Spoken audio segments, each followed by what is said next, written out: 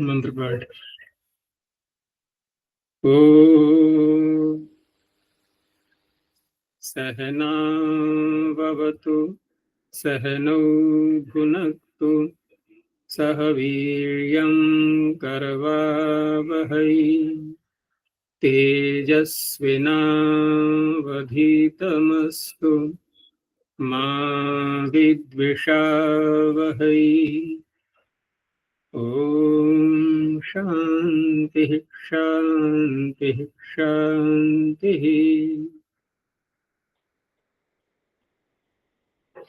प्रथमावृत्ति की 399वीं कक्षा, छठे अध्याय की तीसरे पाद में 73 सूत्रों तक हो चुका है। पूछना है कुछ? अच्छा जी, इच्छा प्रत्यय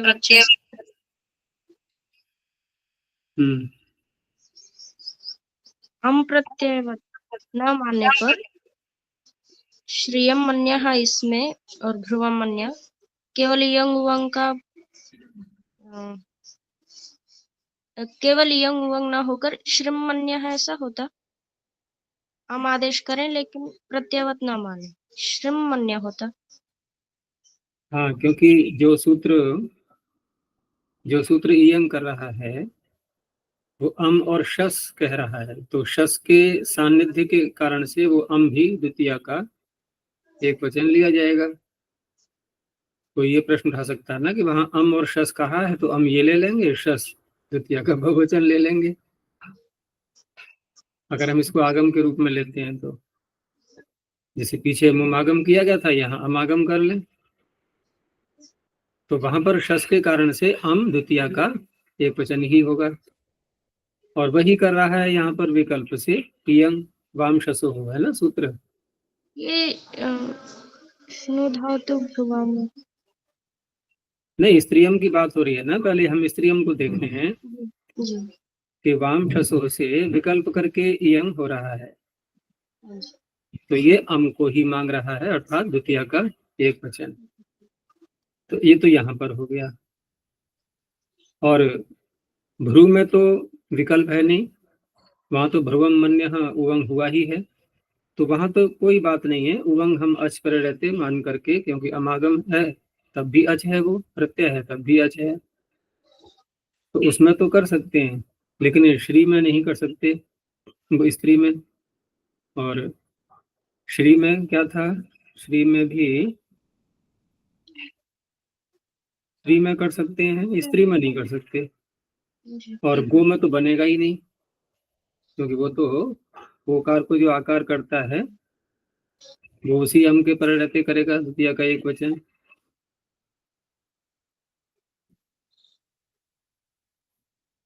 और क्या है इसमें? अच्छा जी, गाम मन्य है, उसमें आकार करना प्रयोजन हुआ यहाँ। द्वितीय का एक वचन है, प्रत्यय के समान कर देने के कारण से, क्योंकि आकार करने के लिए उसको क्या चाहिए, शस। औतोम शसो हो, वहां भी वही है, अम और शस, तो शस के कारण से अम यहाँ पर प्रत्यय का ही लिया जाएगा, तो इसलिए आकार तभी हो पाएगा।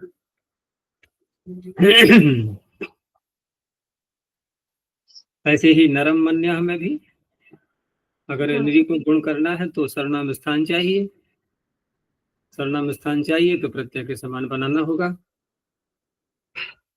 नहीं तो क्या होता, फिर यणादेश हो जाता है निरी को। तो ये सब कारण है, इसलिए प्रत्यय के समान उसको रखा गया है।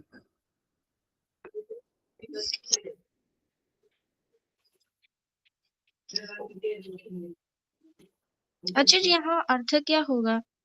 अपने आप को गाय मान।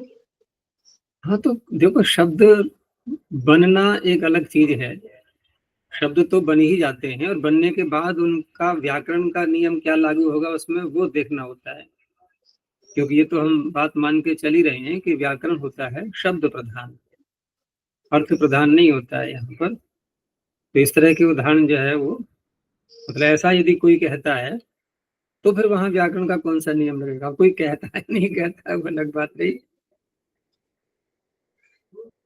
अब कहाँ इसका प्रयोग हो सकता है वो अलग बात है, लेकिन शब्द तो बन ही गया। तो इस उसी तरह से उदाहरण आते हैं। वो नहीं आता है कुमारी ऋतक इत्याह। अब कौन सी कुमारी ने ऋतक कब कहा होगा पता नहीं।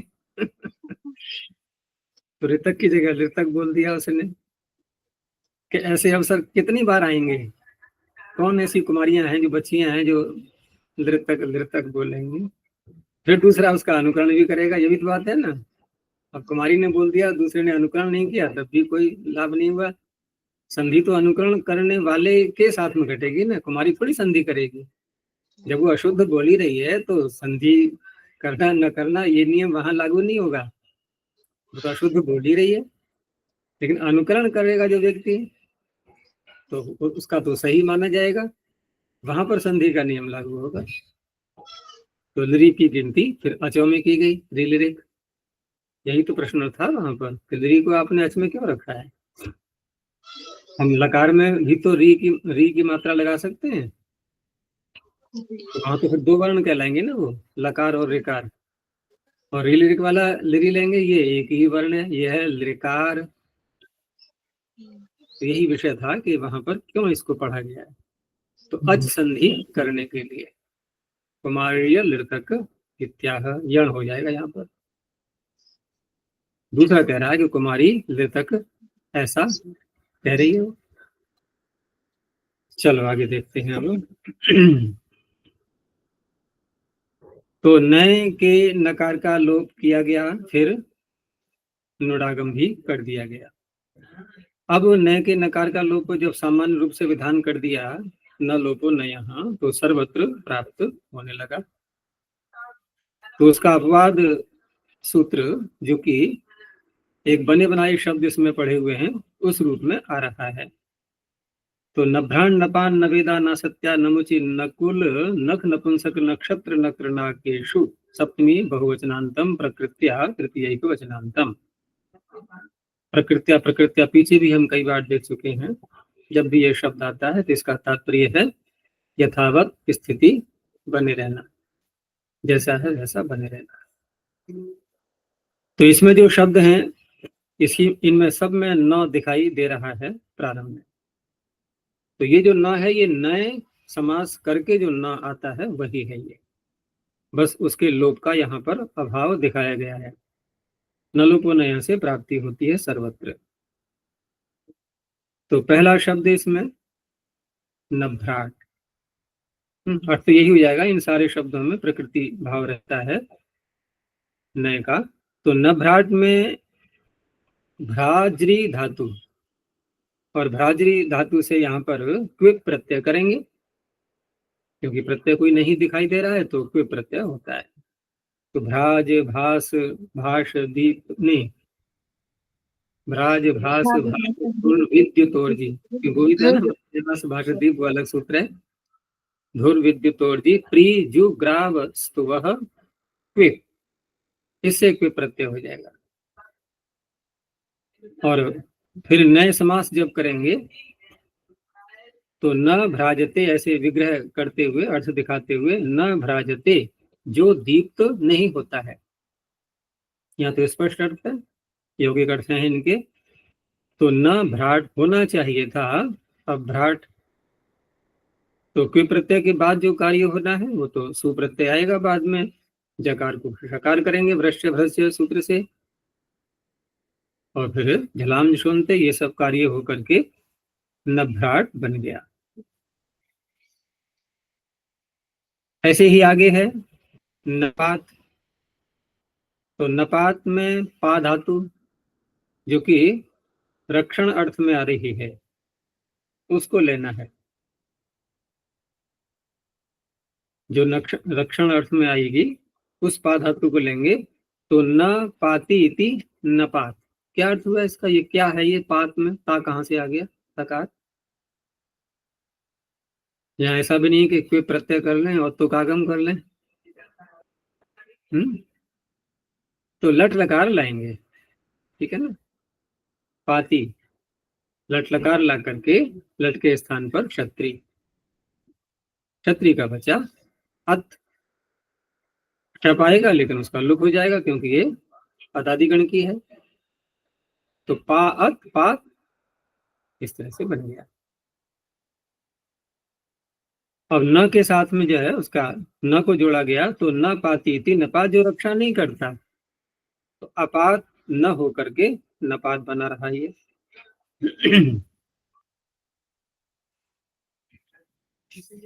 ऐसे ही अगला शब्द है नवेदा। ये नवेदा नहीं, वास्तव में क्या है ये, अगर प्रथमा का एक वचन लेंगे तो नवेदाः, जैसे प्रचेताः, नचिकेताः। तो नवेदाः में यहाँ पर विद धातु से असुन प्रत्यय करके बनेगा। ये उणादि कोश के सूत्र से कर लेंगे, सर्व धातुभ्यो सुन, असुन तो किसी से भी हो सकता है। और कर्ता में प्रत्यय होते हैं उणादि कोश के प्रायः करके, अगर किसी अन्य कारक में नहीं कहे हैं तो न वेत्ति इति नवेदाः, जो नहीं जानता है। तो वेदस शब्द है इधर, न के साथ में उसका समास हो गया है, तो अवेदाः न होकर के नवेदाः, नकार का लोप नहीं हुआ। प्रथमा के एक वचन में जब बनाएंगे तो अत्वसंतस्य चा धातु ये लग जाएगा, उपधा को दीर्घ हो जाएगा, नवेदाः। ऐसे ही आगे शब्द है नासत्याः। ये छांदस प्रयोग है, बहुत से ऐसे उदाहरण हैं जिनमें आता है ये। तो नवेदा ना सत्या, तो ना सत्या में क्या है, तो सत्य शब्द तो अलग से बनता ही है, और न सत्या असत्या,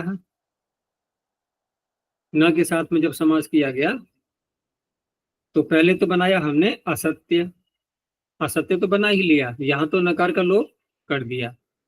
सत्य शब्द के साथ में नय का समास जब किया गया तो वहां तो आकार का लोप कर दिया।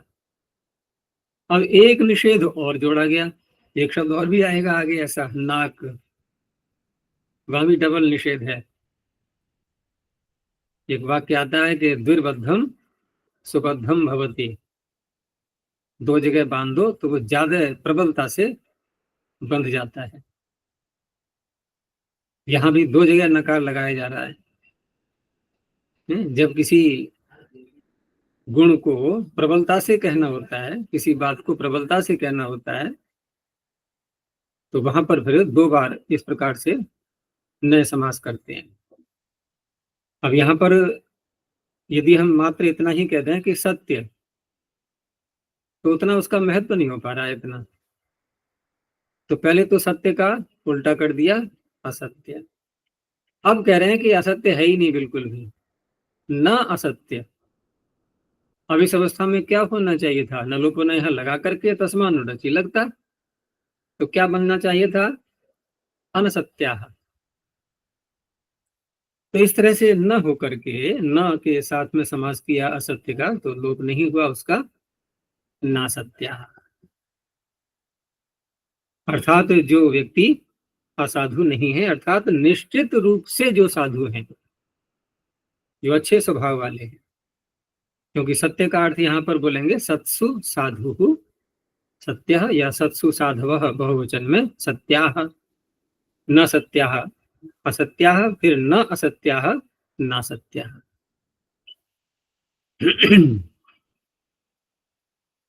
आगे है न मुचिहि, तो ये मुंच धातु से, तो न मुंचति इति न मुचिहि। अब यहाँ पर उणादि कोश का सूत्र लेंगे, क्योंकि धातु है मुच, इगुपद है ये, तो इगुपद धातु से यहाँ पर इगुपधात कित उणादि कोश का सूत्र है, उसे की प्रत्यय किया गया है। और की प्रत्यय करके यहाँ ई गुण होगा नहीं, और मुंच के नकार का लोप हो जाएगा, तो वहां पर न मुचि ही अमुचि ही बनना चाहिए था, तो ये बन गया न मुचि ही, जो छोड़ता नहीं है। अब कहाँ इसका प्रयोग होगा, वो जहां भी आएगा वहां देखा जाएगा। ऐसी एक प्रसिद्ध शब्द है नकुल, महाभारत में एक पात्र है नकुल, तो वहां पर नकुल में भी कुल का और न का समास करेंगे। यहाँ बहुव्रीहि समास करेंगे, न अस्य कुलम अस्ति इति नकुलः, जिसका कुल नहीं है। तो अकुल न बन करके नकुल ही बना रहा है। ये यहाँ कोई विशेष कार्य और नहीं है, बस कुल के साथ में समास दिखाया जाएगा।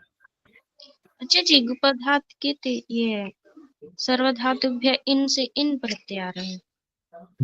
हाँ, इन प्रत्यय को ही कित किया गया, इन्होंने यहाँ पर अशुद्ध लिख दिया है मुझे लग रहा है, क्योंकि उपधात कित सूत्र तो यही है। ये इन्होंने कित को देख करके शायद की लिख दिया होगा सूत्र में, तो इसका शोधन कर लो, क्योंकि ई प्रत्यय है ये इन। ऊपर उसके वो होगा ना सर्वधातुभ्य इन, इसके क्या है देखो, सर्वधातुभ्य इन। हाँ, सर्वधातुभ्य इन, इन प्रत्यय है, उसको कित के समान कर दिया गया है।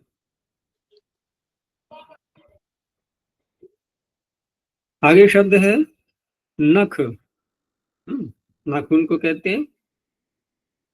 तो यहाँ भी अर्थ यौगिक बन जाएगा इसका कि न अस्य खम, या अस्मिन भी कह सकते हैं। न अस्य खम, इसका आकाश खाली स्थान, इसमें क्योंकि ठोस होता है नाखून, तो उस रूप में ले सकते हैं। न अस्य खम अस्ति नखम, तो अख न होकर के नखम हो गया। ख आकाश को कहते ही हैं, ख इंद्रियों को भी कहते हैं। जैसे दुख और सुख शब्द बनते हैं ना, सुख दुख, तो सुख दुख में जो खा रहा है इसका आकाश अर्थ नहीं है, इसका इंद्रिया अर्थ है खा का। उसमें आता है ना कठोपनिषद में, परांची खानी व्यतीर्णत स्वयं भू तस्मात् परांग पश्यति नान्तरात्मन कश्चित् धीरः प्रत्यगात्मानम् ऐक्षत आवृत्त चक्षुः अमृतत्वम् इच्छन्। तो वहां पर परांची खानी, खम खे खानी, इंद्रियों का वाचक है वो। परमात्मा ने हमारी इंद्रियां परांची बनाई हैं, बाहर की ओर जिनका मुख है, ऐसी बनाई है। अंदर की ओर मुख वाली है कोई इंद्रिय? कोई कहेगा मुख तो किसी इंद्रिय का नहीं है। मुख का तात्पर्य विषय ग्रहण करने का जो एक प्रकार होता है, तो हर इंद्रिय जहां विद्यमान है वहां से बाहर का विषय पकड़ती है, तो वही बाहर की ओर मुख की बात आती है। आंख अंदर को नहीं देखती, कान अंदर के शब्दों को नहीं सुनते, रसना अंदर के पदार्थों का स्वाद नहीं लेती, नहीं तो बुरा हाल हो जाएगा। ऐसे ही शब्द अंदर के शब्दों को नहीं सुनते कान जो है, तो सारी इंद्रियों को देख लो। रसना का हो गया, और घ्राण इंद्रिय अंदर की गंध ग्रहण नहीं करेगी ये, तो सबके मुख बाहर की ओर है।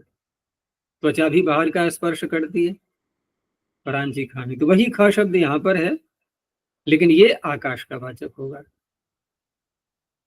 न से खम अस्ति, और आकाश का वाचक है, इसका प्रमाण भी मंत्र है, ओम खम ब्रह्म, जो मंत्र आता है ना 40वें अध्याय में यजुर्वेद के, ओम खम ब्रह्म, वहां खम ब्रह्म। तो ब्रह्म को आकाश के समान व्यापक बताया गया है। तो ये उपमा जो दी जा रही है, ब्रह्म को आकाश के समान व्यापक बताना, उपमाएं भी कई प्रकार की होती हैं। ये कौन सी उपमा कहलाएगी? इसमें श्रेष्ठ कौन है, ब्रह्म या आकाश? ब्रह्म। जैसे हम किसी मनुष्य को, या जैसे बच्चे आपस में करें कि देखो ये सलमान खान के समान है, ये उसके समान है, ऐसे नाम बोलते हैं नहीं, तो कौन श्रेष्ठ होता है? जैसे उपमा दी जा रही है, तो आकाश के समान ब्रह्म है, तो आकाश ज्यादा श्रेष्ठ हुआ ना। तो ऐसी उपमाएं कहलाती है हीनोपमा, जब हीन से उपमा दी जाती है, क्योंकि ब्रह्म के साथ में जितनी भी उपमाएं दी जाएंगी वो अधिकोपमा तो हो ही नहीं सकती, सदा हीनोपमा ही रहेंगी सारी उसमें, क्योंकि ब्रह्म से उत्तम और कुछ भी नहीं है। चलो, ये नख का हो गया। आगे नपुंसक शब्द हम कब से बोलते चले आ रहे हैं, कभी विचार किया है कैसे बनाइए? न को तो चलो मान लिया हमने, ये नए समास हुआ है। लेकिन पुंसक ये क्या चीज है? तो इस सूत्र में ये दो कार्य हो रहे हैं। एक तो न के आकार के लोप का अभाव निपातन से दिखाया गया।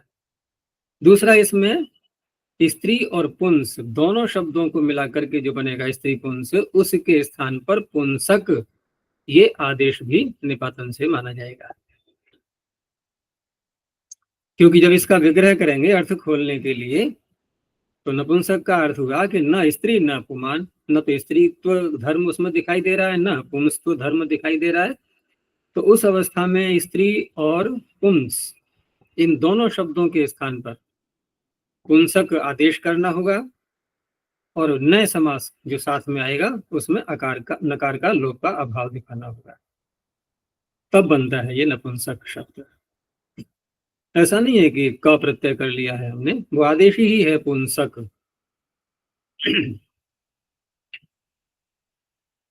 आगे नक्षत्र, बहुत प्रसिद्ध शब्द है ये सब। तो नक्षत्र, इसको हम दो प्रकार से बना सकते हैं। दो प्रकार से बनाने के लिए, क्योंकि व्युत्पत्तियां इसकी ऐसी ही मिलती हैं, तो क्षर धातु से भी कर सकते हैं और क्षी धातु से भी कर सकते हैं। तो क्षर से करेंगे तो न क्षरति इति नक्षत्रम। तो यहाँ पर क्षर धातु से त्र प्रत्यय, क्षर और त्र। अब क्या करेंगे? अक्षर में जो रेफ है उसको हटाना होगा, तो निपातन से ही रेफ का लोप मानना होगा, अन्य कोई सूत्र नहीं है। क्षर के रेफ का निपातन से लोप कर दिया, त्र प्रत्यय जोड़ दो आगे, प्रत्यय भी इसी से कर लेंगे, तो बन गया नक्षत्रम, जिसका क्षरण नहीं होता। और दूसरा क्षी धातु का भी वही अर्थ है, जिसमें क्षीणता नहीं आती, न क्षीयते इति नक्षत्रम। अब यहाँ कैसे करेंगे? यहाँ भी प्रत्यय तो वही होगा, क्षी धातु से भी त्र प्रत्यय होगा। अब आगे का कार्य जो दिख रहा है वो कर लो, इकार को आकार करना है बस। क्षी का क्ष बनाना है, तो इकार के स्थान पर आकार हो जाएगा। नक्र, नाका होता है, क्यों बोलते हैं उसको नक्र? पानी में देखा होगा ना, जहां होता है वहीं तो रहेगा वो, ज्यादा भागता नहीं है इधर को, ज्यादा क्रमण नहीं करता है, क्रमोपाद विक्षेप। जैसे अन्य प्राणी भागते हैं ऐसे भागता देखा है कभी नाके को? अपना शिकार करने के लिए तो ठीक है, झपट्टा मारेगा, लेकिन बड़े शांत भाव में बैठा रहेगा। कभी कभी तो इस तरह से बैठ जाता है कि जैसे उसकी पीठ जो है ना, एक तो आकार ही उसका कलर ही ऐसा होता है कि जैसे भूमि का कोई खंड है। तो बहुत से प्राणी धोखे से क्या करते हैं, भूमि का खंड मानते हुए, जैसे पानी जल पार कर रहे हैं, नदी आदि, और वहां पर यदि नाका है, वो बैठा हुआ है शांत रूप से, उसकी पीठ पर जो है पार होते हुए जाने का प्रयास करते हैं। वो सोचते हैं कि ये स्थल आ गया है कोई, और जहां उसकी पीठ पे कोई आया वो झट अपना उस शिकार को दबोच लेता है हिल करके। तो इस तरह से इसको बोलते हैं न क्रामति इति नक्रह।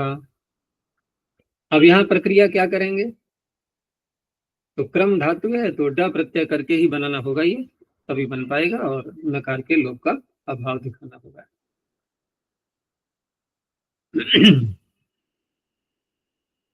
आगे मुख्य शब्द एक और आया, नाक। स्वस्तभितम ये न नाक, ये न देवरुग्रह मंत्र में। अब वहां पर देखो सुख के दो शब्द आ रहे हैं, ये न देव उग्रा पृथ्वी च दृढ़ा, जिसने दृढ़ पृथ्वी और जो कि उग्र भी है ऐसी बनाई है। ये न देव उग्रा, उग्र तो चलो द्विलोक को ले लेंगे, हाँ इधर लग जाएगा, ये प्रकाश युक्त है ना इसलिए। और पृथ्वी च दृढ़ा, दृढ़ पृथ्वी बनाई, द्विलोक बनाया, पृथ्वी बनाई। फिर आगे ये न देव उग्रा पृथ्वी च दृढ़ा ये न स्वस्तभितम, और जिसने स्व अर्थात सुख को बोलेंगे, जिसने सुख बनाया। तो सुख बनाया, संसार क्यों बनाया? सुख की प्राप्ति के लिए। लेकिन आगे उस सुख की पराकाष्ठा कहाँ जा करके होगी? तो मैंने कहा ना, जब किसी की अधिकता बतानी होती है तो दो बार नए समास करेंगे ना, तो पहले तो किया गया क, तो क किसको कहते हैं? सुख। तो का नहीं नहीं, कुछ वजन नहीं आया बात में, बहुत हल्के में बोल दिया क माने सुख, कि चलो वजन लाना है तो ऐसा करो, इसको पहले नए समास करो, पहले इसको हटाओ बिल्कुल, क का अभाव, न कम अकम, ये नए समास हो गया, नकार का लोप कर दिया। अब ये हो गया दुख। अब फिर नए समास किया कि अब तो कुछ वजन आएगा नहीं आएगा, तो न अकम ना कम, एक तो ये इस तरह से बन जाएगा।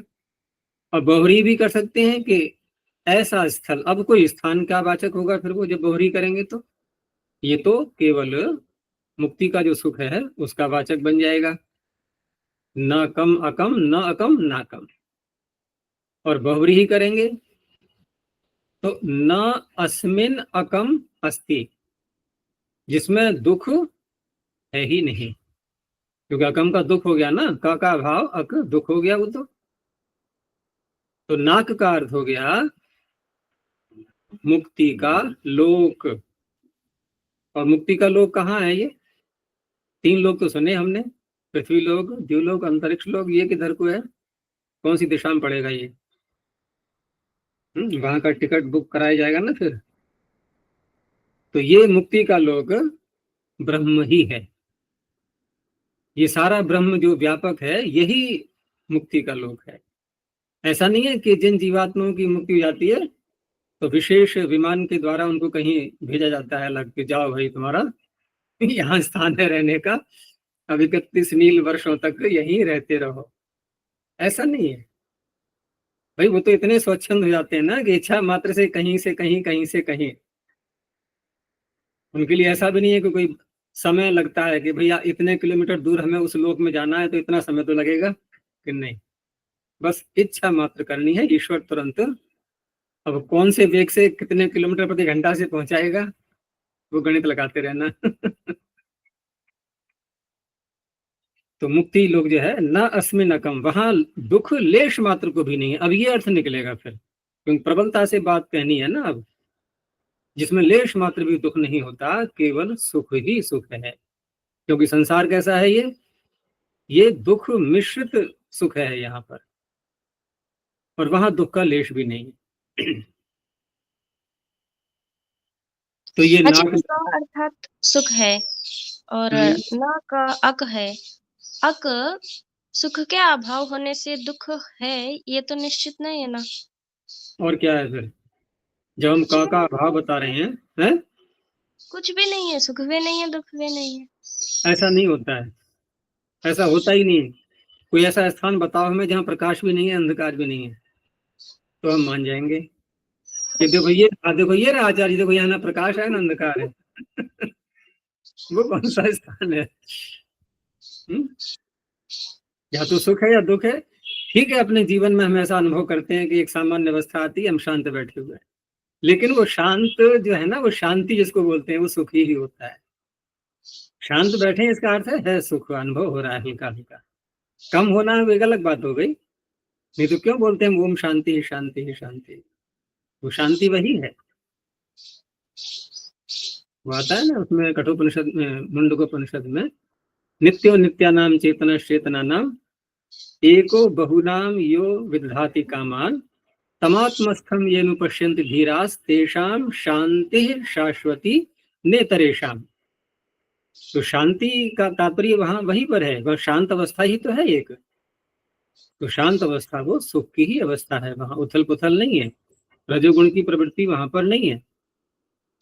तो इस तरह से सुख या दुख, ये जोड़ा जो बन रहा है, देखो ये जोड़े में जो शब्द आते हैं ना, इनके बीच का भाग कभी नहीं होता है।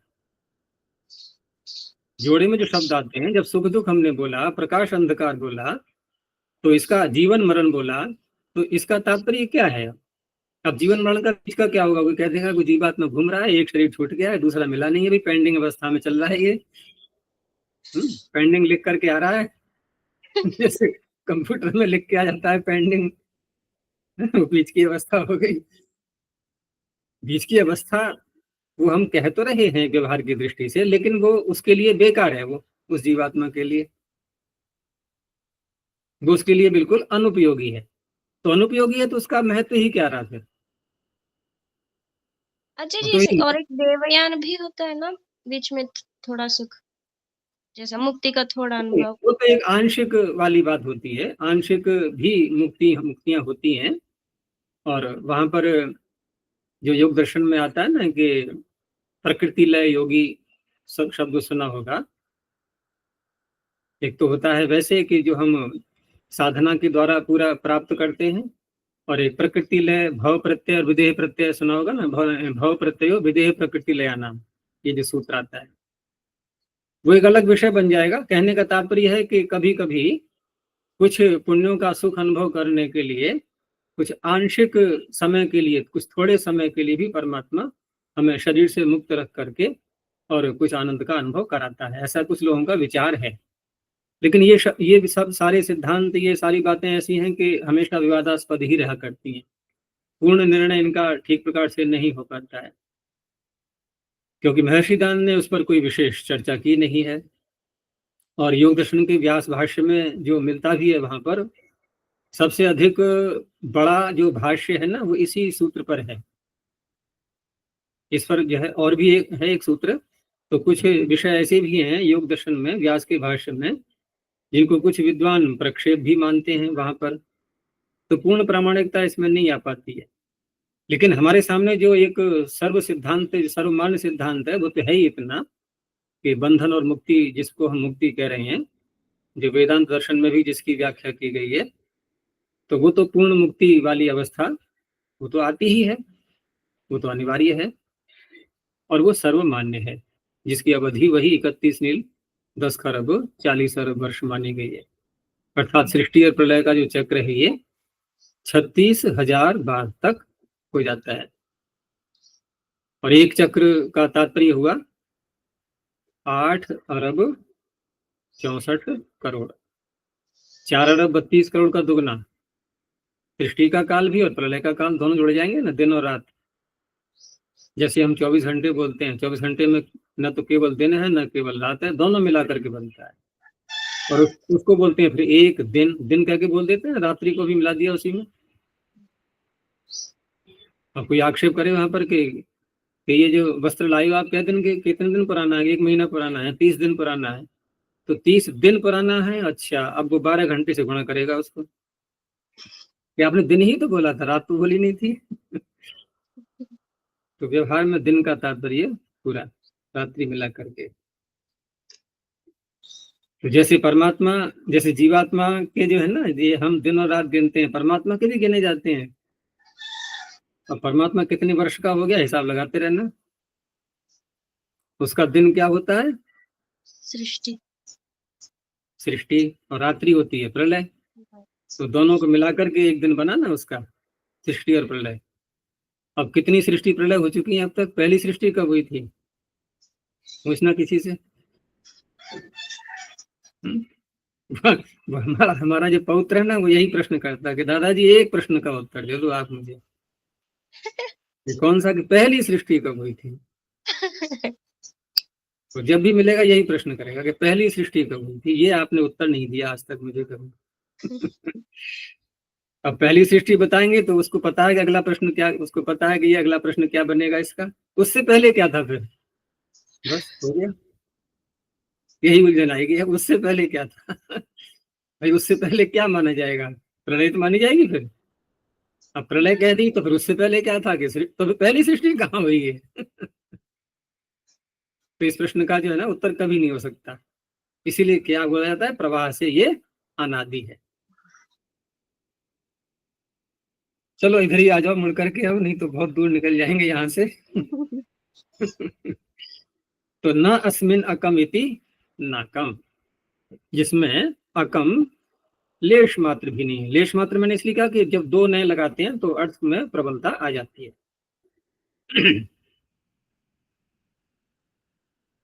चलो आगे देखते हैं। अब ये नए का पूरा हो गया, नहीं अभी है आगे, अभी 2 सूत्रों में चलेगा। तो एकादिश च एकस्य च आदुक, एकादिश च एकस्य चादुक। एकादिः प्रथमैकवचनान्तं च व्यपदम् एकस्य षष्ठैकवचनान्तं च व्यपदम् आदुक् प्रथमैकवचनान्तं। इसमें एकादिः, एक है आदि में जिसके, एकः आदिर यस्य। अब एकः आदिर यस्य, तो यस्य से किसको लेंगे हम, तो प्रकरण चल रहा है नय का, यानी ऐसा नय जिसके प्रारंभ में एक शब्द आ रहा है। यहाँ एक शब्द स्वरूप से लिया गया है, एक का अर्थ ही नहीं कोई भी एक शब्द, स्वयं एक शब्द, यही लेना है। और साथ में कहा कि एकस्य च आदुक, दो बार बोलना पड़ा ना, एक आदि में एक आ गया, इधर दोबारा फिर बोलना पड़ा कि जो एक शब्द प्रारंभ में आएगा नय से पूर्व, उसके लिए आदुक, आदुक आगम हो जाएगा, उसके साथ में जुड़ जाएगा उसमें आदुक का आद।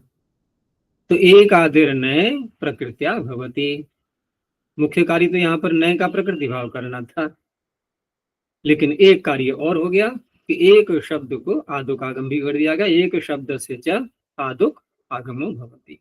अब कित होने से एक के आगे ही आना है फिर उसको, आद्यंतो टकितो।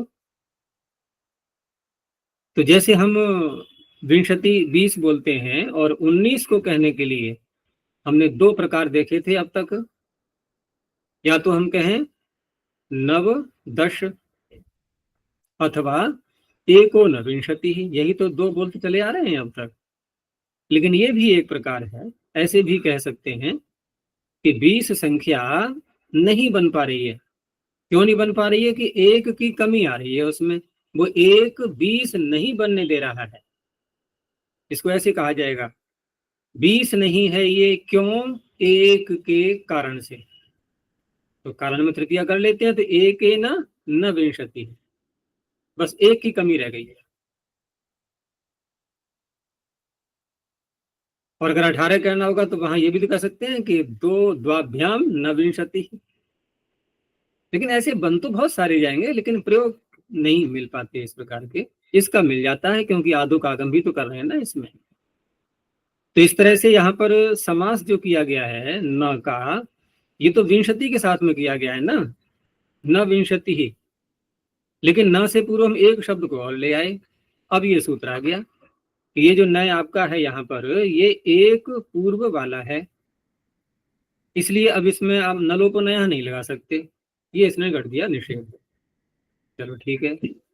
दूसरा कार्य कि एक के आगे आद को और जोड़ो, तो एकाद न विंशति ही, दकार को नकार कर लेंगे, ये रुणासिक होगा। विकल्प करता है तो दकार भी बोल सकते हैं, कोई आपत्ति नहीं है। तो एकान न विंशति ही, एकाद न विंशति। अब ये ऐसा नहीं है जैसा लग रहा है कि पंचमी का एक वचन है ये, कि एक से जो 20 नहीं है, ऐसा नहीं। ये कोई अपादान कारक थोड़ी है, आदुक आगम का है ये आत, पंचमी का आत नहीं है। तो एकान नविंशति है। अब ये समास किसका हुआ है,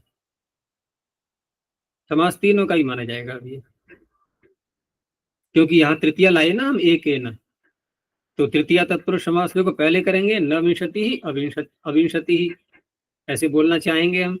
लेकिन पता है हमें कि एक शब्द भी जोड़ना है, तो नए का नकार का लोप करेंगे नहीं। तो तीनों पद दिखा दिए एक साथ में, एक न विंशति ही। तो उधर नए तत्पुरुष है, इधर तृतीया तत्पुरुष है, दोनों मिला करके बना ये एकान्न विंशति। ऐसे ही अन्य संख्याओं के साथ लगा लो। 29 के लिए आ गया एकान्न त्रिंशत। तो इस तरह से ये एक अलग प्रकार का सूत्र है, ये केवल आत करने के लिए मुख्य रूप से बनाया गया है इसको, और नकार के लोप का भी निषेध कर दिया गया है।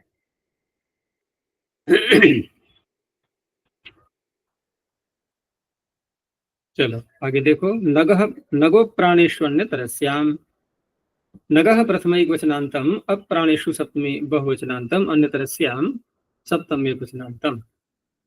नग शब्द भी प्रसिद्ध है ये। तो अप्राणेषु, अप्राणेषु वर्तमानो यो नग शब्दः तत्र नए प्रकृत्या भवति विकल्पेन। विकल्प करके यहाँ तो आकार का लोप भी मिल जाएगा और नहीं भी होता है। तो गम धातु से बनाएंगे इसको ड प्रत्यय करके, और ड प्रत्यय सारे धातुओं से मिलता तो नहीं है, लेकिन वहां पर एक वार्तिक की सहायता ली जाती है कि ड प्रकरणे अन्यत्रापि दृश्यते या अन्येष्वपि दृश्यते, दोनों प्रकार से बोल सकते हैं कि अन्य स्थलों पर भी ड प्रत्यय हमें दिखाई देता है। तो गम धातु से ड प्रत्यय कर दिया गया। नहीं तो ड का सूत्र वही है, सप्तम्याम जनेर ड, पंचम्याम जातु उपसर्ग च संज्ञायाम अनौकर्मणि, और अन्येष्वपि दृश्यते वहां भी वैसे दिया हुआ है ये, लेकिन और प्रकरण से बाहर आकर के, क्योंकि वहां जो चल रहा है प्रकरण सप्तम्याम, सप्तमी ले ली गई थी वहां, तो आवश्यक नहीं है सब जगह सप्तमी ही उपपद में हो, अन्य प्रकार से भी अन्यत्र मिल जाता है। तो न गच्छन्ति इति नगाः, अब यहाँ पर तो कोई उपद में है भी नहीं, अन्येष्वपि दृश्यते का अर्थ क्या बनेगा वहां जो सूत्र आ रहा है, सप्तमी है ना, अन्येषु, उपपद में। हाँ अन्य उपपद में रहते हुए, तो यहाँ तो न है, ये न गच्छन्ति इति नगाः, न लगाया गया क्रिया के साथ में वो भी। तो इस तरह से नग जो गमन नहीं करते तो वृक्ष ऐसे ही तो होते हैं, क्योंकि साथ में ये भी कह दिया है ना सूत्र में, प्राणी नहीं होने चाहिए, तो प्राणीवाचक नहीं है ये। प्राणीवाचक यदि कोई होगा और वहां पर अगर कोई प्राणी है और किसी अन्य कारण से वो गमन नहीं कर पा रहा है, कोई अक्षमता आ गई है, कोई रोग है या अन्य कोई कारण बन गया है, तो वहां पर यदि हम किसी को अग बोलते हैं तो वहां पर नग नहीं बोलेंगे, फिर उसको अग बोलेंगे केवल। अच्छा वृक्षों जी, वृक्षों को प्राणी नहीं मानते नहीं, वैसे? प्राणी शब्द जो वहां आता है जहां पर के प्राण प्रक्रिया हमें दिखाई देती है, हम जिसका अनुभव कर पाए। वृक्षों में प्राण प्रक्रिया होती तो है, प्राणों का गमन है, प्राण गति कर रहे हैं वहां पर, लेकिन अनुभव नहीं होता। हम यदि इंद्रियों से उसको ग्रहण करना चाहें नहीं कर पाएंगे।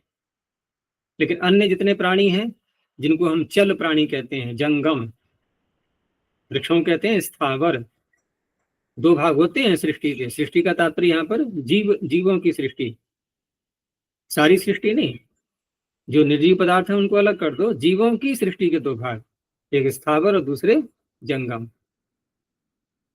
कुछ लोग यहाँ इसका ये भी अर्थ लेते हैं कि स्थावर में ईंट पत्थर सारे आ गए और जंगम में प्राणी आ गए सब। देखिए प्राणियों में भी दो भाग हैं, एक ऐसा है कि इच्छा के अनुसार वो गमन कर लेते हैं, स्थान छोड़ करके दूसरे स्थान पर चले जाते हैं, वनस्पतियां नहीं जा पाती हैं। लेकिन यहाँ भी दो वर्ग चलते हैं मान्यताओं के, कुछ लोग वृक्षों में जीव नहीं मानते, वनस्पतियों में, तो उनके लिए तो ये बात ही नहीं कही जाएगी कि ऐसे भी जीव हैं जो स्थावर हैं, वो तो स्थावर फिर ईंट पत्थर को ही तो बोलेंगे, और उसी की गिनती में फिर ये वृक्ष भी आ जाएंगे उनके लिए, तो अगर जीव नहीं है तो। लेकिन जीव नहीं है ऐसा मान्यता तो बहुत कम कहीं मिलेगी, जबकि सिद्धांत के अनुसार इनमें भी प्राणी है, विद्यमान है, जीव है इनमें। तो प्राणी शब्द से व्यवहार इनका इसीलिए नहीं होता है क्योंकि इनमें प्राण का संकेत हमें दिखाई नहीं देता, क्योंकि जैसे इंद्रियां अन्य प्राणियों की होती हैं ऐसी इंद्रियां भी तो नहीं होती इनमें। केवल त्वचा इंद्रिय अगर मान भी लें तो अन्य इंद्रियां कहीं दिखाई दे रही है, न मुख दिखाई दे रहा है, नाक दिखाई दे रही है, न कान दिखाई दे रहे हैं, है ही नहीं कुछ नहीं।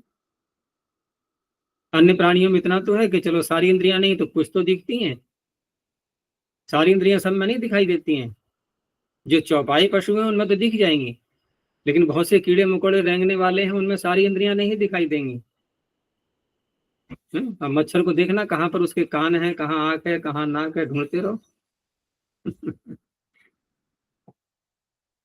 तो अगाह और नगाह दोनों प्रकार से, ऐसे ही पर्वत है या प्राणी है और अपने स्थान से हटता नहीं है, तो नगाह पर्वता, पर्वत के लिए आता है मुख्य रूप से ये नग शब्द साहित्य में।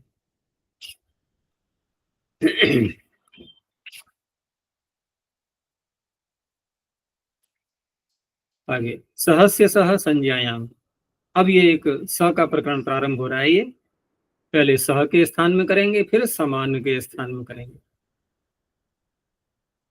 इस तरह से ये 10-12 सूत्रों तक ये प्रकरण चलेगा। सहस्य षष्ठी वचनांतम, सह प्रथमा प्रथमिक वचनांतम, ये द्विवचन गलत लिख दिया है इन्होंने, और संज्ञायाम सप्तम वचनांतम। तो बहुत सामान्य सूत्र है कि संज्ञायाम विषये सह शब्दस्य स आदेशो भवति उत्तर पदे परतः। तो ये तो सामान्य सूत्र हुआ, क्योंकि संज्ञा है तो संज्ञा वाले सूत्र व्यापक नहीं होते कभी भी। तो शाश्वत, सपलाश, सशिंशत, ये जो शब्द आ रहे हैं ये विशेष पदार्थों को कहने के लिए हैं। ये व्युत्पत्ति भले ही दिखाई जाए लेकिन आवश्यक नहीं है कि उसमें यौगिकता भी हो साथ में। तो सह अश्वत्थेन, सह के साथ में समास होता ही है, बहुरी समास करते हैं, तेन सहेति तुल्य योगे। तो अश्वत्थेन सह, सह को सादेश हो गया साश्वत्थम। पलाशेन सह सपलाशम। इधर क्या है ये शिंशपा, शिंशपा वृक्ष होता है ना जी। शिंशपा वृक्ष ही है ये, जिसमें शायद फली आती है लंबी लंबी, वो है, पता नहीं कौन सा है।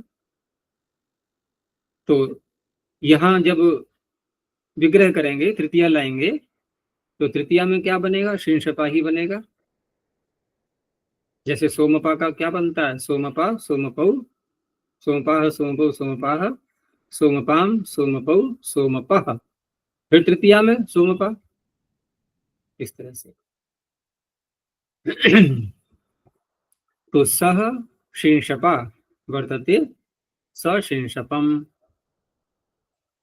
तो ये संज्ञा के रूप में हो गया सारा। अब अगला सूत्र देखो, ग्रंथांताधिके धिके च, ग्रंथांताधिके सप्तम में कुशनांतम च व्यपदम। दो शब्द हैं इसमें, एक है ग्रंथांत, दूसरा है अधिक। ग्रंथांत का तात्पर्य हो गया ग्रंथस्य अंतः ग्रंथांतः, कि कोई ग्रंथ है और उस ग्रंथ को अंत तक जब ग्रहण किया जाएगा तो वहां सह शब्द का प्रयोग करेंगे, लेकिन वह सह साथ अर्थ को न कह करके उसके अंत को कहेगा। वो अंत अर्थ निकलेगा, वहां पर सह का अर्थ ही अंत हो जाएगा। तो वहां जब ये प्रयोग में आएगा तो वहां भी स आदेश करना है। दूसरा अधिक है, तो अधिक यहाँ पर स्वरूप से नहीं लेना है, अधिक का जो अर्थ है, ज्यादा होना, अधिक होना, बस वही अर्थ लेना है, यानी उस अर्थ में सह शब्द का प्रयोग करना है। तो ग्रंथांते अधिके च वर्तमानस्य सह शब्दस्य स आदेशो भवति उत्तर पदे पड़ता है। तो पहले ग्रंथांत का उदाहरण देख लो। तो ज्योतिष, कोई अध्ययन कर रहा है ज्योतिष का। अब ज्योतिष तो एक विषय हो गया पूरा, किसी ग्रंथ का नाम नहीं, एक विषय हो गया। अब उस विषय का प्रस्तुतिकरण करने वाले जो ग्रंथ हैं, तो उसमें एक शब्द आया कल, कला। तो कला तो वैसे तो एक समय का वाचक है, समय का जो भाग होता है ना, उसको कला बोलेंगे। कला समय का भाग हो गया, लेकिन उस कला अर्थात जो समय का भाग है उसका वर्णन करने वाला ग्रंथ, उसका भी नाम कला हो गया, उसका भी नाम कला हो गया विषय के अनुसार। जिस ग्रंथ में कला का विषय आ रहा है, जो काल विशेष है कला, तो ये एक नियम हो जाता है कि उस कला से युक्त, यानी कि तत्सहचरित कला, सहचरित ग्रंथ कला, वो भी कला हो गया। ठीक है ना। अब यहाँ पर कला हो गया ग्रंथ का नाम, ध्यान रखना। ज्योतिष तो हो गया विषय, ज्योतिष रूपी विषय का एक ग्रंथ हो गया कला। अब कोई जब पढ़ रहा है, ज्योतिष विषय को पढ़ रहा है, लेकिन ज्योतिष विषय में ग्रंथ हैं बहुत सारे, जैसे व्याकरण में ये भी ग्रंथ, ये भी ग्रंथ, उणादि कोश भी है, धातु पाठ भी है, सारे हैं। तो कहाँ तक पढ़ लिया, तो कि अष्टाध्यायी तक पढ़ लिया, धातु पाठ तक पढ़ लिया, ऐसे करके अलग अलग बोलेंगे, है सब व्याकरण ही है। तो ज्योतिष में बहुत सारे ग्रंथ हैं, उसमें एक क्रम है पढ़ने का, तो कहाँ तक पढ़ लिया कि कला ग्रंथ तक पढ़ लिया, कला ग्रंथ के अंत तक पढ़ लिया। अब ये अंत को कहने के लिए सह शब्द आ गया, तो यहां पर विग्रह करेंगे सह कलया, सह कलया वर्तते, जो कला के अंत तक है। यहाँ अंत अर्थ लेंगे आप। तो इस तरह से यहाँ सकला शब्द बना। अब क्योंकि बहुरी समास करेंगे तो उपसर्जन होते हैं सारे, तो वहां कला को ह्रस्व हो जाएगा। नपुंसकलिंग का है ज्योतिष शब्द, तो ये भी नपुंसकलिंग में आएगा। उसका बन गया अब ये विशेषण कि ज्योतिष को जो पढ़ा गया है वो कला नामक ग्रंथ पर्यंत पढ़ रहा है। सकलम ज्योतिषम अधीते।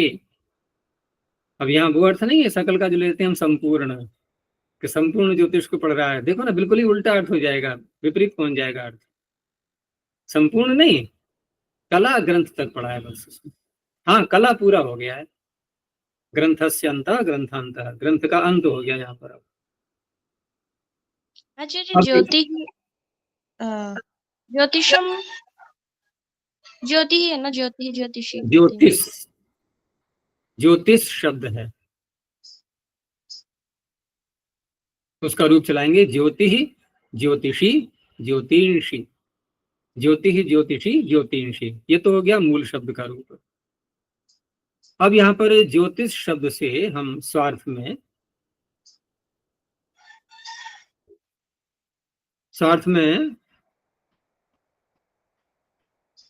स्वार्थ के प्रत्यय मानना होगा, क्योंकि अण प्रत्यय भी करेंगे तो आदेश को वृद्धि प्राप्त होने लगेगी। लेकिन ऐसा प्रयोग मिलता है जैसे हम बोलते हैं औषध, वहां चलो ठीक है, औषधि से अण प्रत्यय करके औषध बनाते हैं। तो यहाँ पर भी ऐसे ही, लेकिन अकारांत ही मानना होगा। यहाँ पर ज्योतिष है तो नपुंसकलिंग का ही, वो जो मूल शब्द है ज्योतिष वो तो हलंत है, और वहां यदि बोलेंगे तो ज्योति ही बनेगा फिर, लेकिन वो प्रकाश का वाचक है। ये एक विषय हो गया पूरा, ये एक विषय हो गया ज्योतिष, जो कि वेदों के जो अंग मानते हैं हम अलग अलग, उसमें भी तो गिनती आती है ना इसकी। शिक्षा, कल्प, व्याकरण, निरुक्त, छंद, ज्योतिष, ऐसे बोलते हैं। तो इस तरह से है ये कारांत। तो सकलम ज्योतिषम अधीते।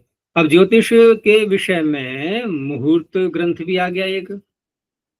अब मुहूर्त ग्रंथ का तात्पर्य, इसमें मुहूर्त का वर्णन है वो मुहूर्त ग्रंथ हो गया, जिसमें कला का वर्णन है वो कला ग्रंथ हो गया। वो तत्सहचरित अर्थ लेंगे यहाँ पर। तो मुहूर्तेन सह मुहूर्तेन अधीते, मुहूर्त सहित, अब सहित अर्थ न लेकर के यहाँ पर मुहूर्त पर्यंत, मुहूर्त ग्रंथ पर्यंत अध्ययन कर रहा है। तो स मुहूर्तम ज्योतिषम अधीते, उसको दोबारा लगा सकते हैं उसी वाक्य को, क्योंकि मुहूर्त का ही, ज्योतिष का ही विषय है ये भी, मुहूर्त वाला।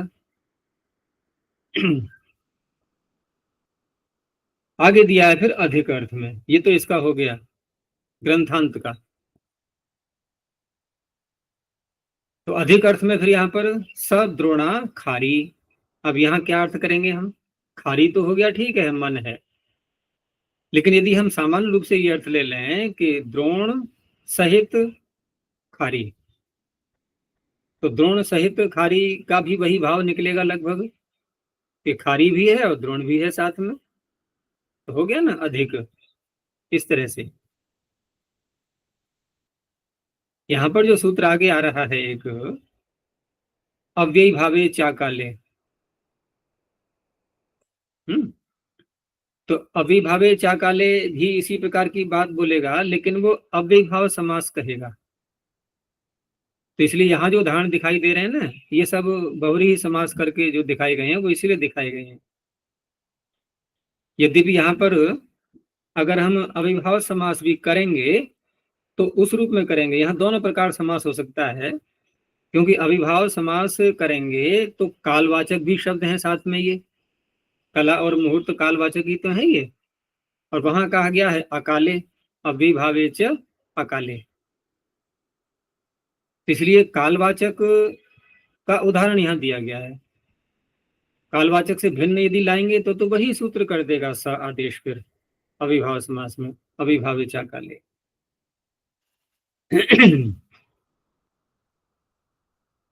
तो सकलम ज्योतिषम स मुहूर्तम और सद्रोणाखारी। तो यहाँ पर सद्रोणाखारी में, खारी क्योंकि स्त्रीलिंग का शब्द है, तो पहले तो वहां पर द्रोण अकारांत है ना, ये सह द्रोणे न, द्रोण के साथ खारी, तो सद्रोण बना करके सह को सा आदेश हो गया, स्त्रीलिंग होने के कारण से बाद में टाप हो जाएगा। ऐसे ही कार्षापण है, तो कार्षापण एक प्रमाण वाक्य का वाचक शब्द है, मात्रा, उसमें माश और जोड़ दिया गया, तो स माशः कार्षापणः। काकणीक भी कोई मापक शब्द है ये, तो स काकणी को माशः। अब आगे जो शब्द आएगा वो छोटा ही तो होगा उससे परिमाण में, जैसे द्रोण खारी है तो खारी अधिक है कि द्रोण अधिक है? किसी को सहित बता रहे हैं तो कितना सहित वाला बड़ा होगा कि छोटा होगा? जिसके साथ में जोड़ा जा रहा है वो छोटा होगा। तो स काकणी को माशः, ये माश से छोटा हो गया, और कार्षापण माश माश से बड़ा हो गया।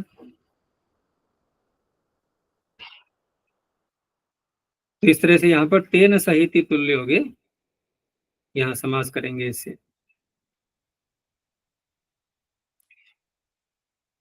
इन्होंने यहाँ पर जो सकलम में दिखाया है कि अंत वचन में अव्ययीभाव समास दिखाया, तो हम उस रूप में भी कर सकते हैं। जैसे मैंने कहा ना कि यहाँ दोनों प्रकार से ले सकते हैं। अविभाव समास दिखाएंगे तो तात्पर्य कहने का था कि अविभाव चाकाल्य से जो प्राप्ति हो रही थी, तो वहां पर अकाल कह दिया गया था, यह है कालवाचक शब्द। और बहुव्रीहि करेंगे तो उससे प्राप्ति ही नहीं थी अविभाव चाकाल्य से। तो कलया सह वर्तते सकलम, अगर यहाँ बहुव्रीहि करेंगे हम तेन सही तुल्योगे से, तब भी ऐसा ही बनेगा। और कलया सह वर्तते विग्रह ऐसा ही करते हुए, विग्रह ऐसा ही करते हुए सह को अव्यय मानते हुए, सह तो अव्यय है ना ये, तो सह को अव्यय मानते हुए यहाँ पर अविभाव समास भी कर सकते हैं। और वहां पर उसमें विभक्ति समीप समृद्धि विरुद्ध्यर्था भाव संप्रत्याशन साकल्य, साकल्य अर्थ आ रहा है ना उसमें, उस अर्थ में ले सकते हैं। साकल्य सकल से ही तो बना है लेकिन वहां सकल का जो है संपूर्ण अर्थ है, तो संपूर्ण यहाँ ग्रंथ पूरा हो गया, वही संपूर्णता आ जाएगी। तो इन्होंने यहाँ पर दिखाया है भाव समास से, लेकिन इसमें यहाँ पर बहुव्रीहि भी कर सकते हैं। आचार्य यहाँ अंतवचन लिखे हैं ना, साकल्य अंतवचनेषु। अंतवचन अलग है, यहाँ अंतवचन मतलब कहाँ अंतवचन? इसमें ग्रंथांत में, ग्रंथांत शब्द है ना, ग्रंथांत अधिक शब्द अलग है। इसमें भाषार्थ में कला पर्यंत के बाद, यहाँ अंतवचन में अव्ययभाव। अच्छा, इन्होंने दिया अंतवचन, हाँ तो अंत भी ले लो तब भी क्या आपत्ति है। अंत ग्रंथ साकल्य हमने कहा, तो वैसे उदाहरण वहां दिया है जो साकल्य का, वो संभवतः वो है कि मक्षिका सहित खा रहा है, ऐसे है ना, समक्षिकम ऐसे कुछ था शायद, संपूर्ण अर्थ जो लिया है साकल्य का, तो मक्षिका का उदाहरण है ना वहां पर, क्या दिया है? हाँ, सत्रण, इनके सहित खा रहा है। अंतवचन में साग्नि अधीते, अंतवचन में साग्नि अधीते। हाँ, साग्नि अधीते तो इसी जैसा ही आ गया। वहां पर सा को जो सह को सा आदेश करेंगे वो तो इससे होगा फिर अविभावे चाकाल्य से। साग्नि में जो सह को सा आदेश किया है, वो वहां पर ग्रंथांताधिकेच सूत्र को लगाएंगे भी यदि अग्नि ग्रंथ, अग्नि विषयक ग्रंथ सहित पूरा पढ़ रहा है, उसके अंत तक पढ़ रहा है, तो हमारा ध्यान जाएगा ग्रंथांताधिकेच सूत्र के द्वारा सह को स आदेश करने के लिए। लेकिन इसको न लगा करके, क्योंकि ये लगाया जाएगा जहां पर कालवाचक शब्द है। अविभावे चाकाल्य एक जो उत्सर्ग सूत्र है वही लगेगा वहां पर, वहां उसी से सा आदेश कर लेंगे।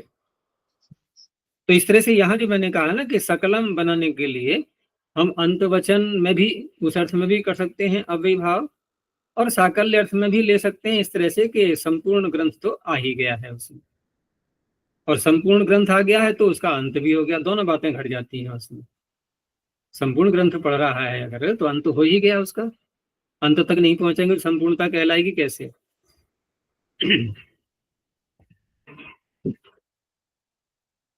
लेकिन सद्रोणा आदि में समासः सकाकणिकः, यहाँ पर बहुव्रीहि समास ही करना है।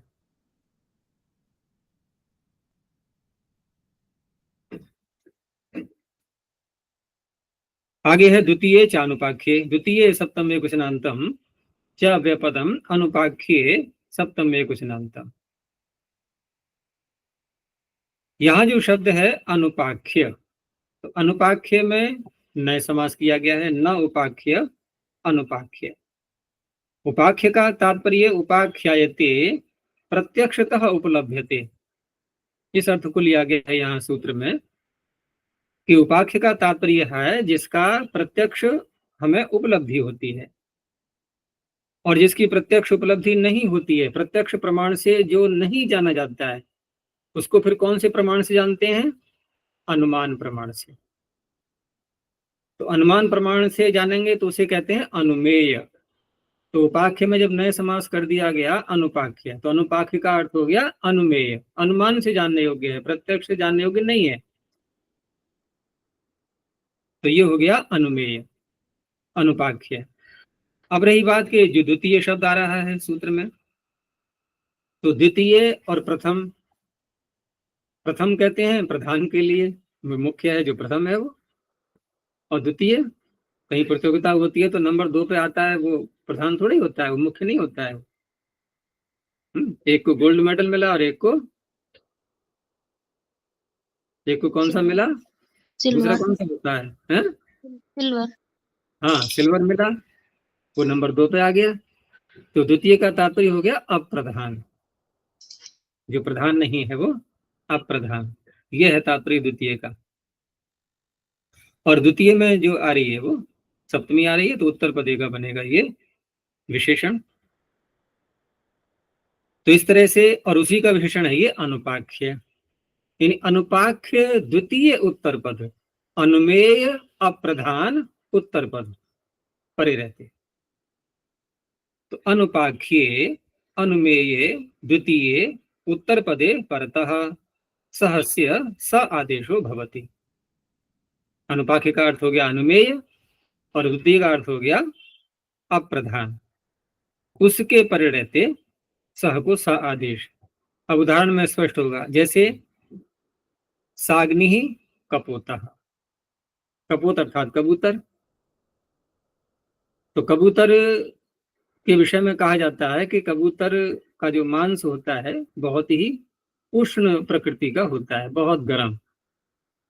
तो इन्होंने दिया भी है इसमें कि जब किसी को पक्षाघात हो जाता है, पैरालिसिस, तो वहां उसको ठीक करने के लिए कपोत के मांस के रूप में औषधि उसको दी जाती है, अगर उपलब्ध हो जाती है तो उससे जो है अधिक उष्णता होने के कारण से उसमें शीघ्रता से, ऐसा कहते हैं कि लाभ हो जाता है वहां पर।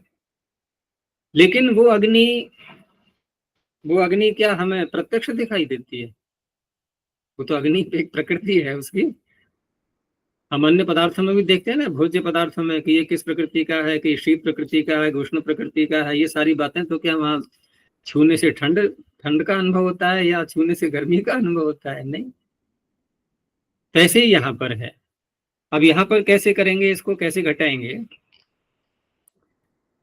कि जैसे हम ये वाक्य बोले, इसमें यदि हम व्याप्ति दिखाएं कि जहां जहां अग्नि है, जब साग्नि ही कहा गया ना, साग्नि ही कपोत है, कपोत अग्नि वाला है। जैसे हम कहें कि धुआं कैसा होता है? अग्नि वाला होता है। तो जहां जहां धुआं है वहां वहां अग्नि है। ये वाक्य ठीक है कि नहीं है? क्या ऐसा हम वहां कह सकते हैं कि जहां जहां अग्नि है वहां वहां धुआं है? ऐसे बोल सकते हैं इसको? नहीं, नहीं कह सकते ना। नहीं। ऐसे यहाँ ले लो कि अग्नि वाला कपोत है, साग्नि ही कपोत है। तो जहां जहां अग्नि है वहां वहां कपोत है क्या? नहीं हो सकता ना ऐसा अनुमान। लेकिन जहां जहां कपोत है वहां वहां अग्नि है। लेकिन वो अग्नि क्या दिख रही है हमें? अब मैं उसको देख रहा हूं, अनुपाख्य कैसे हुआ ये देखो। वहां हमने कहा कि जहां जहां धुआं है वहां वहां अग्नि है। दिख रही है अग्नि? नहीं दिख रही है। लेकिन हम धुआं के पास जाएंगे दिख तो जाएगी। यहाँ वो भी नहीं घटेगा, यहाँ कपोत के पास चले गए, चलो ठीक है, ये वाक्य बोल दिया ना, जहां जहां कपोत है वहां वहां अग्नि है। अच्छा चलो कपोत के पास चलते हैं, देखते हैं वहां अग्नि मिल जाएगी। लेकिन धुआं के पास तो अग्नि मिल जाएगी अगर जाएंगे वहां तो ये क्या हो गया, अनुपाख्य, अनुमेय। बस केवल अनुमान प्रमाण का ही प्रयोग हो पाएगा यहाँ पर, लेकिन अनुमान प्रमाण में भी पूरी बात नहीं घटेगी यहाँ, क्योंकि धुएं के साथ में हम जब बोलते हैं तो वहां अनुमान प्रमाण को जो है प्रमाणित करने के लिए हम वहां जाकर के प्रत्यक्ष अग्नि को देखते हैं, और देखा भी है हमने पहले, तभी तो ये अनुमान प्रमाण बन पाया, रसोई में पहले देख लिया था। यहाँ ऐसा नहीं होता है। तो इस तरह से यहाँ अग्नि एक प्रकार से ये अप्रधान भी है और अनुमेय भी है। द्वितीय इसलिए है क्योंकि अप्रधान है, अनुमेय इसलिए है कि प्रत्यक्ष इसका अनुभव नहीं होता है। तो जो सूत्र में शब्द आ रहा है द्वितीय और अनुपाख्य, अनुपाख्य भी है ये और द्वितीय भी है, और इसके परे रहते यानी अग्नि शब्द के परे रहते सह शब्द के स्थान पर स आदेश हो गया। समास वैसे करेंगे, अग्निना सह इति साग्नि, करेंगे वही समास। ऐसे ही सपिशाचा वात्या, वात्या क्या है, तूफान, जो एक आता ना वायु का जो तूफान आता है पूरा, वो हो गया वात्या, जिसको आंधी कह देते हैं। तो आंधी जो आ रही है तो वहां पर उसको पिशाच के साथ कहा गया। पिशाच के साथ इसमें भी थोड़ा एक भाव छिपा हुआ है कि जैसे देखा होगा कभी कभी बवंडर आते हैं, बवंडर उसको क्या बोलेंगे शब्द, कुछ लोग भंवर भी कह देते हैं। देखा ना, वायु घूम जाती है ऐसे करके, और उसमें कोई फंस जाए तो क्या होगा, वो भी ऊपर को उड़ जाएगा अगर बहुत तेज भंवर है तो। जब उसमें कूड़ा इकट्ठा होता है ना, धूल, तो एकदम ऊपर तक उसका गमन होता है बहुत तेजी से। जल के अंदर भी भंवर होते हैं, वहां फंस जाए व्यक्ति तो है वो नहीं निकल पाता, फिर वो गया। तो वहां यदि किसी को कोई व्यक्ति भंवर में फंस जाता है तो ऐसा बताते हैं कि अधिक देर तक यदि भंवर में कोई फंस जाए तो उसको रोग हो जाता है। इन्होंने दिया है इसमें यहाँ पर उन्माद रोग, उन्माद रोग होता है। अगर वो निर्बल है, सहन नहीं कर पा रहा है उसको, तो दिमाग घूम जाएगा उसका। और उन्माद, उन्माद रोग का तात्पर्य क्या है, भाई बुद्धि पर प्रभाव पड़ता है सीधा। तो अब उसका जो है शब्द दे दिया गया कि पिशाच आ गया, राक्षस घुस गया इसके अंदर, उन्माद रोग हो गया, पिशाच आ गया। पिशाच कहते हैं ना राक्षस के लिए, लेकिन वो पिशाच ऐसा नहीं है जैसे कि कपोत में अग्नि है, वो भी ऐसे ही शब्द बोला गया है, वो भी अग्नि दिखाई थोड़ी दे रही है उसमें। ऐसे यहाँ पर वात्या में, तूफान में जो पिशाचत्व दिखाई दे रहा है, जो किसी पर प्रभाव पड़ा कि उन्माद रोग हो गया, वो पिशाच कोई वास्तविक स्वरूप से नहीं है, वो भी एक अनुमेय है, अनुपाख्य है। अनुपाख्य का अर्थ हम वैसे केवल यौगिक भी ले लें यदि, कि जिसकी उपाख्या नहीं की जा सकती, जिसको हम सरलता से ढंग से कह नहीं सकते, जिसको समीप में जाकर के जिसका आख्यान नहीं कर सकते, तो अनुपाख्य तो होता है वो, या ये कह दो अवर्णनीय, अवर्णनीय होता है। तो इस तरह से ये पिशाच यहाँ पर जो शब्द आ रहा है ये द्वितीय भी हो गया अप्रधान, और अनुपाख्य भी हो गया अर्थात अनुमेय। तो सह शब्द के स्थान पर स आदेश हो गया। स्त्रीलिंग है वात्या शब्द, तो यहाँ टाप हो जाएगा स पिशाचा वात्या। ऐसे ही कोई शाला है, अब शाला है ऐसी कि जहाँ सालों से महीनों से कहीं प्रवेश किया नहीं, जब घुसे उसमें तो देखा अरे यहाँ तो जाले वगैरह दिखते ना, डर सा लगता है, अंधेरा है उसके अंदर, कभी कोई घुसा नहीं, कमरा खोला। तो सामान्य जो डरने वाली प्रकृति के लोग हैं, विशेष करके महिलाएं बहुत डरती हैं, तो वहां घुसा दो उनको तो वो डरेंगी सब। तो क्या लगेगा वहां पर कि ये कहाँ जो है राक्षसी कोई आ रही है, भूतनी, जैसे कहते हैं ना भूतनी आ गई। तो ऐसी शाला जो मलिनता से, गंदगी से और जाले वाले सब हो रहे हैं, ऐसे भरी हुई है सब, तो ऐसा लगता है इसकी राक्षसी घुस गई है इसके अंदर, डर लगता है। वो डर के कारण से राक्षसी शब्द का प्रयोग किया गया। तो ये भी राक्षसी ऐसी हो गई, पिशाच जो है ये राक्षसी, जो अनुपाख्य है, कोई प्रत्यक्षता उपलब्ध नहीं है वहां पर, ऐसे केवल एक अनुमान के आधार पर। तो ये अनुपाख्य और अप्रधान होने से सह के स्थान पर सा आदेश हो गया, स राक्षसी का शाला। तो है तो सामान्य ही सूत्र, क्योंकि जो शब्द बन रहे हैं वो अधिक प्रचलन में न आने वाले हैं ये। चलो यहीं तक रखते हैं अब। प्रणव ध्वनि। ओ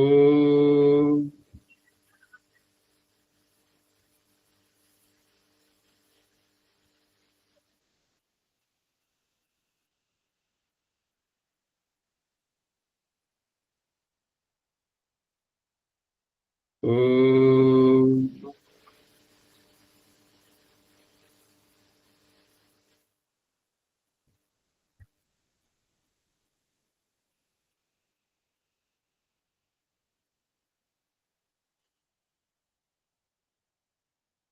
ओ